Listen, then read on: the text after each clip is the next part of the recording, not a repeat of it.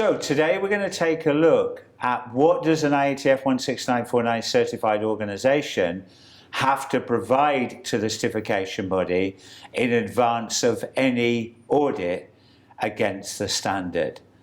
So let's assume that I have an audit coming up in, let's say, a month's time.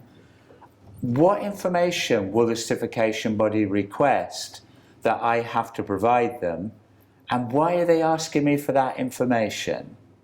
So, as with any good audit, it starts with planning. So there is a requirement, again, defined in the rules that organisations must submit to the certification body before the audit information to help the certification body plan the audit.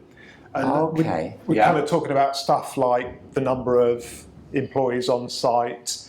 Yeah, I can see why that's important, because they calculate the number of days based upon that. Customer or performance to customer requirements.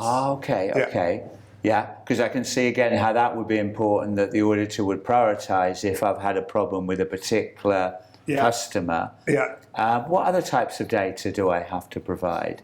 Things like kind of the results of internal audits, notification about any changes, so you might have new customers. Or customer status changes. Right, okay, So I see then that I have to assemble this data and send it to my auditor. What does the auditor do with all of this information that I send them?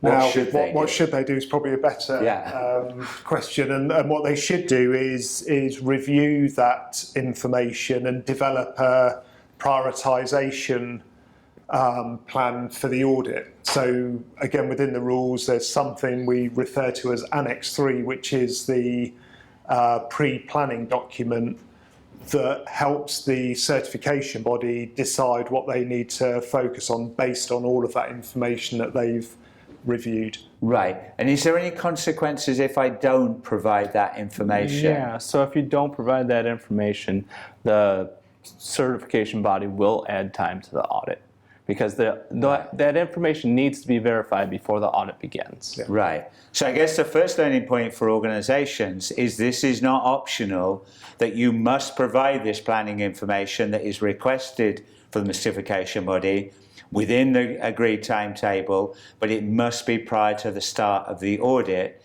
If that isn't provided, then that, I believe, can actually result in the decertification process being instigated. Now, another area of confusion is I've provided all that planning information, but then I see on the beginning of the audit is a 1 hour verification of changes meeting. So what is that not a duplication of what they've already looked at? What's the purpose of that 1 hour? Well, so that the purpose of that 1 hour is to make sure that there were no changes in between the time that the information was submitted, which can be up to 3 months before the audit. Right. A lot can change in 3 months. So we're just verifying that the plan we have to come in and audit the facility is still accurate. Right, okay. So they'd be looking, I think by me reading the rules, they'd be looking at things like the customer scorecards. Yes. And whether there's been any changes. And they'd actually go into the portal probably during that. Yeah, because I know that is a specific point that IATF require. That where there is online portals, that the auditor goes into that portal. So viewers, make sure you have access ready for the auditors to get into the customer portals. But it's important to stress that that 1 hour meeting to look at verification of data and changes, that's not part of the audit. That's something that happens before. Right, okay. And I guess the whole standard is based upon the process approach, including risk-based thinking. So I understand the reason for all this information and planning is so the auditor uses their time effectively. Would that be a fair way to summarise it, I guess? That they're not asking this information for the sake of it, it's to plan an effective process-based audit. So thank you for your input today. Absolutely.